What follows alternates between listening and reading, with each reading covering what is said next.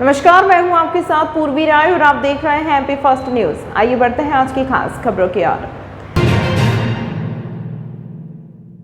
Badnagar road स्थित मेला ground के पास परंपरा अनुसार गधों का मेला लगता है। कार्तिक मेलों में गधों को गुलाब जामुन खिलाने के साथ ही मेले का शुभारंभ किया गया। यह मेला कार्तिक पूर्णिमा तक चलेगा, जिसमें कई प्रदेश से गधा व्यापारी अपने गधे को बेचने और खरीदने के लिए पहुंचते हैं। मनोज बाबूलाल प्रजापत गधे वाले ने जानकारी देते हुए बताया कि शुभारंभ कार्यक्रम में मुख्य अतिथि के रूप में पार्षद कैलाश दादा प्रजापत उपस्थित थे। मुख्य अतिथि की उपस्थिति में गधों का पूजन एवं गुलाब जामुन खिलाया गया, जिसका निर्वहन प्रजापत समाज के लोग करते आ रहे हैं। इस वर्ष भी गधे का मेला आयोजित किया गया।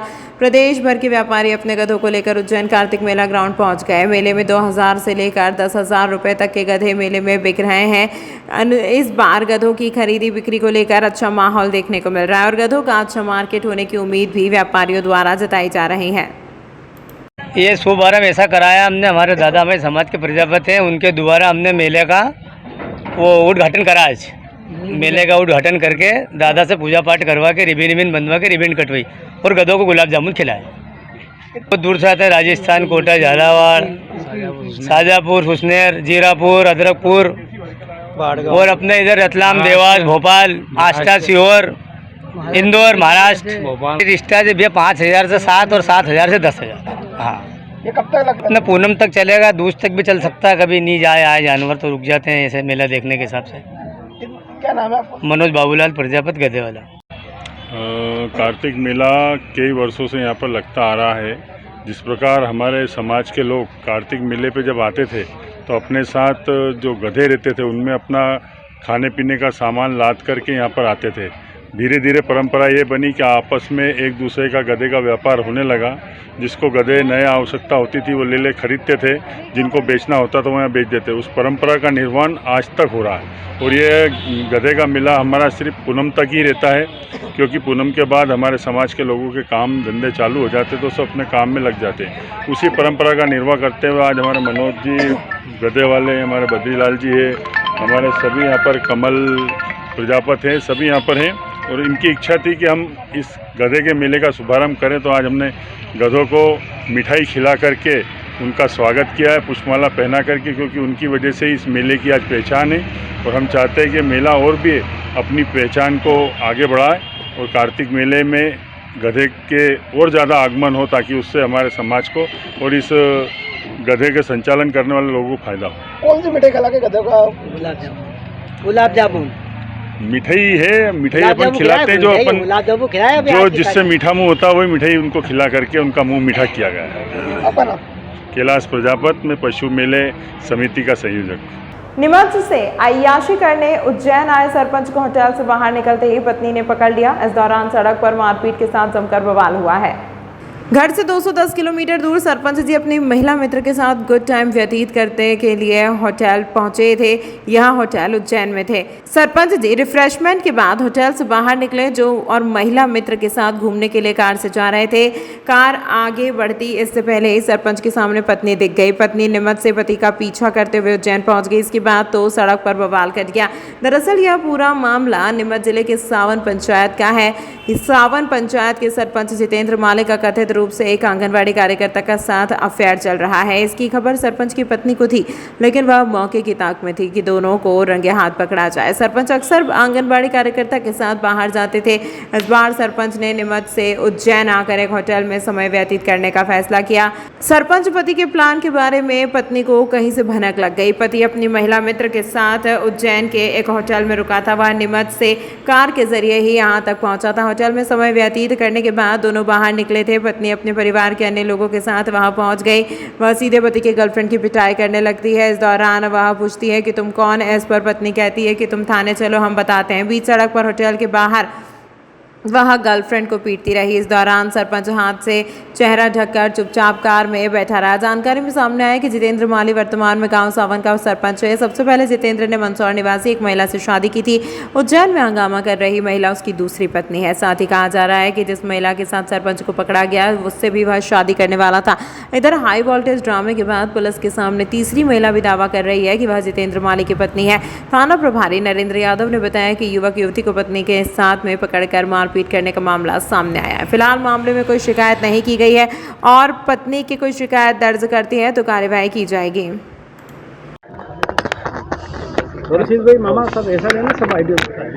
जी मैडम बताइए क्या पूरा घटनाक्रम हुआ है, क्या आपकी शिकायत है, क्या सुनवाई नहीं हो पा रही है? सर मेरा ये कहना है कि मैं मतलब एक शादीशुदा महिला हूँ और हमारे 2 बच्चे हैं और मेरे पति से एक पूजा आंगनवाड़ी कार्यकर्ता जो कि सावन नीमच ज़िले की रहने वाली है उसके अवैध संबंध चल रहे थे। तो मैंने जब भी उसके मैसेज वीडियो और वो देखे तो बहुत विरोध किया उसका कि भाई उसको भी मैंने मैंने मतलब हाथ जोड़ के रिक्वेस्ट करी कि आप मेरे पति से दूरी बना लें। आप एक अनमेरिड लड़की है, छोटी महिला है, मेरे पति से आधी उम्र की है और मतलब आप दूरी बनाओ। मतलब आपको कोई गलत कह रहे हैं या ज़बरदस्ती तो आपके साथ कर ही नहीं रहे हैं कि कहीं आपको मतलब। पर ये लड़की क्या है कि लोगों को ऐसे कई लोगों के साथ इसके अफेयर से और उनको ब्लैकमेल करती है। मेरे हस्बैंड को मैंने पूछा, प्यार से बोला कि इसके पास मेरे कुछ वीडियो है तो ये मेरे को ब्लैकमेल कर रही है और आज भी शायद ब्लैकमेल करके कुछ पैसे वैसे दिलाने के लिए लाई थी उनसे, कहीं पे लाख रुपए दिलाए। ये मनासा सावन गांव की रहने वाली है, मेरे पति भी वहीं के रहने वाले हैं और इसके अवैध संबंध के कारण हमारे घर में बहुत मानसिक प्रताड़ना चल रही। मैं बहुत मानसिक प्रताड़ित हो चुकी हूँ और मेरा आदमी भी मुझे बार बार मारने की धमकी देता है और मारता भी है। कहाँ से पकड़ा आपने? मैं उज्जैन सुबह आई हूँ और ये रात भर मैंने उसको पूरा ढूंढा हूँ। कब से आई हूँ तो ढूंढा तो गाड़ी मिल गई और मैंने इसकी ध्यान रखी और इसको रंगे हाथ मेरे पति के साथ में पकड़ा है। कौन से होटल? ये प्रकाश होटल से मैंने इसको पकड़ा है। गाड़ी में बैठते हुए उसने मुझे गंदी गालियाँ दी, मेरे साथ मारपीट करी। फिर मैंने भी हम दोनों का मतलब उसने मेरे को मारा है ना। एक तो मेरे पति के साथ गुनाहगार करते हुए फिर भी बेटी। और ये कहाँ का न्याय है कि एक पति की पत्नियां होते हुए एक कुंवारी लड़की उसके साथ रह सकती है और उसका घर बर्बाद कर सकती है। इसके पहले भी कोई आवेदन दिया है आप लोगों ने? मैंने एक आवेदन दे रखा है सर। तो मेरे पति ने माफ़ीनामा मांग लिया था कि मैं मतलब मेरे माफ़ कर दे और मैं अब गलती नहीं करूंगा और उसमें स्पष्ट लिख रखा कि अगर मैं गलती करता हूं तो तुम मेरे खिलाफ कार्रवाई कर सकती हो और परिवार वालों ने हमको समझा दिया था। इसके बाद भी ये लड़की भी नहीं मानी तो बार बार इसको बुलाती थी और प्रताड़ित भी करती थी सर। ये लड़की सुबह से लेकर शाम तक मेरे आदमी को काम नहीं करने देती थी। अगर इसकी कॉल डिटेल निकलाई जाए सर तो आप लोगों को पता चल जाएगा कि ये 12, 14, 15 घंटों में से मेरे आदमी से कितनी देर बातें करती थी। क्या काम करती है लड़की? आंगनवाड़ी कार्यकर्ता है सर। और इसका विभाग को पता होना चाहिए सर कि एक आंगनवाड़ी में बैठ के मतलब दिन भर बच्चों को ध्यान न दे के पूरा दिन भर मतलब एक दूसरे आदमी से बातें करती रहती थी। आपके पति क्या करते हैं? मेरे पति है हमारे सर। आज एक सूचना प्राप्त हुई थी कि एक महिला है वो एक होटल में पहुंची है जहां पर उसके कहे अनुसार उसका पति एक अन्य महिला के साथ था और इस बात पे तीनों का आपस में विवाद हुआ था। जो विवाद चलकर थाने आया है, अभी उभय पक्ष दोनों ही पक्ष थाने पे मौजूद हैं और उनसे रिपोर्ट के संबंध में पूछा गया है तो दोनों ही पक्ष अभी तक कोई भी आवेदन पेश नहीं किया है और उनका ये कहना है कि हम कोई एक दूसरे पे रिपोर्ट नहीं करना चाहते हैं, ना ही कोई शिकायत करना चाह रहे हैं। इस संबंध में भी उनसे लिखित में लिया जा रहा है। और ये जो मामला है ये गांव सावन के सरपंच साहब हैं जैसा कि ज्ञात हुआ है और इससे संबंधित जो महिलाएं हैं वो हैं, इसमें एक उनकी कथित पत्नी बता रही है अपने आप को, एक उनकी पत्नी है। कौन से जिले के हैं? ये नीमच जिले के हैं, गांव सावन। ये होटल में जो कुछ वीडियो वायरल भी हो रहा है। ये वीडियो जो वायरल हो रहा है इस संबंध में चूँकि कुछ कार्रवाई चाहेंगे, क्योंकि निजी मामला और उनके व्यक्तिगत लड़ाई झगड़े का मामला, अगर कार्रवाई चाहेंगे तो कार्रवाई करेंगे, लेकिन अभी तक कोई कार्रवाई नहीं चाह रहे और अभी वर्तमान में ये लिखित में आपसी राजीनामा लिख के दे रहे हैं। शहरवासियों को हृदय रोग संबंधी बीमारियों की सलाह और उपचार के लिए अब उज्जैन से बाहर नहीं जाना पड़ेगा। उज्जैन में ही शहर के नागरिकों को एक बेहतर चिकित्सकीय सौगात मिली। एक अच्छी चिकित्सकीय टीम जिसमें ख्यात चिकित्सक doctor Virendra Pamecha, doctor Harshal Pamecha, doctor Bhavna Pamecha, doctor Shreyansh Pamecha प्रमुख हैं, ने विद्यानगर में टीवीएस शोरूम के पास मंगलवार को सर्व सुविधा युक्त इस अस्पताल का विधिवत शुभारंभ किया। Pamecha super speciality hospital heart and angioplasty centre का शुभारंभ विधायक अनिल जैन, कालूहेड़ा निगम सभापति श्रीमती कलावती यादव, भाजपा नगर जिला महामंत्री संजय अग्रवाल की उपस्थिति में किया गया। इस अवसर पर नगर के तमाम चिकित्सकगण, गणमान्य नागरिक, पत्रकारगण उपस्थित थे। अतिथियों ने उज्जैन को मिली इस सौगात के लिए खुले दिल से प्रशंसा की और और इस उपलब्धि के लिए डॉक्टर वीरेंद्र पामेचा को बधाई दी। कार्यक्रम का संचालन पंडित शैलेंद्र व्यास स्वामी मुस्कुराके ने किया। सीएम से की मुलाकात। डॉक्टर वीरेंद्र पामेचा ने सीएम यादव से उनके निवास पर मुलाकात कर उन्हें प्रतीक चिन्ह भेंट किया और अस्पताल आने का निवेदन दोहराया। आज पामेचा परिवार ने डॉक्टर वीरेंद्र पामेचा, श्रेयांश पामेचा, हर्षल पामेचा ने उज्जैन को एक बहुत अच्छी सौगात दी है। पामेचा डायग्नोस्टिक सेंटर, इससे मरीजों को यहाँ पर सुलभ सेवाएं उपलब्ध होगी, चाहे रेडियो के क्षेत्र में हो, MRI के क्षेत्र में हो, CT स्कैन के क्षेत्र में, एक्सरे, सोनोग्राफी हो, और सुलभ केंद्र यहाँ पर जो खुला है यह उज्जैन की जनता को और आसपास के ग्रामीण क्षेत्र को लाभ पहुँचाने का काम करेंगे। और बहुत अच्छा हॉस्पिटल और बहुत अच्छे डॉक्टर्स यहाँ पर रहेंगे। और मैं इनको इस अवसर पर, जो कि बहुत लंबे समय के बाद इस प्रकार के सेंटरों की आवश्यकता है उज्जैन में, उस सेंटर की पूर्ति करने का काम पामेचा परिवार ने किया है। मैं पूरे पामेचा परिवार, वीरेंद्र जी सहित सबको बहुत बहुत बधाई देता हूँ। आज बड़े हर्ष का विषय है। आज देव प्रबोधनी एकादशी के दिन शुभ प्रसंग उज्जैन में एक सौगात के रूप में पामेचा हॉस्पिटल और हार्ट एंड एंजियोप्लास्टी सेंटर, इसकी सौगात उज्जैन शहर को मिली है। और इस सेंटर के खुलने से वास्तव में उज्जैन के नागरिकों को गुजरात या अन्य स्थानों पर नहीं जाना पड़ेगा, उनको अपने शहर में ही चिकित्सकीय सुविधाएं मिलेगी। और विशेषकर हार्ट की सुविधाओं के लिए लोग बाहर जाते हैं, वो हम पामेचा सेंटर के रूप में उज्जैन में मिली है। इस शुभ अवसर पर मैं उज्जैन नगर के नागरिकों को भी बधाई देती हूँ कि एक सौगात उज्जैन को मिली है। और पामेचा परिवार के सभी परिवारजनों को, सभी पामेचा डॉक्टर्स को बहुत बहुत बधाई और शुभकामनाएं देती हूँ कि जनता की सेवा के लिए एक प्रकल्प शुरू किया है। और निश्चित रूप से इस जनता की सेवा के उद्देश्य को ये पामेचा हॉस्पिटल पूरा करेगा। मैं पुनः सभी को मंगल कामनाएं, बधाई और शुभकामनाएं देती हूँ। धन्यवाद।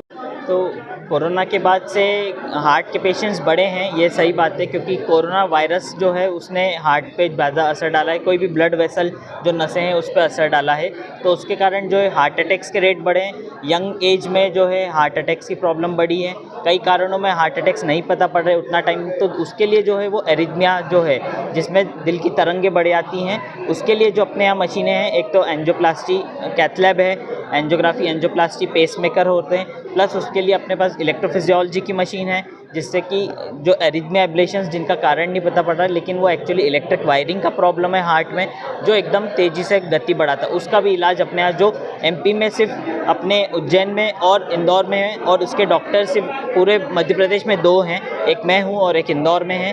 तो इसलिए इसका इलाज यहाँ पे होना और इसकी सुविधाएं होना बहुत बड़ी बात है। Doctor Harshal Pamecha, interventional cardiologist and electrophysiologist. Ujjain में पत्रकारों पर लगातार हो रहे हमले को लेकर आज उज्जैन प्रेस क्लब का पूरा दल उज्जैन के SP कार्यालय पहुंचा, जहां पर उन्होंने उज्जैन SP प्रदीप शर्मा से मिलकर पत्रकारों पर हो रहे हमलों को लेकर चर्चा की, जिसमें प्रेस क्लब अध्यक्ष विशाल हाडा ने बताया कि बीती रात पत्रकार के घर के बाहर बदमाशों द्वारा कार में तोड़फोड़ कर घर पर पथराव किया गया।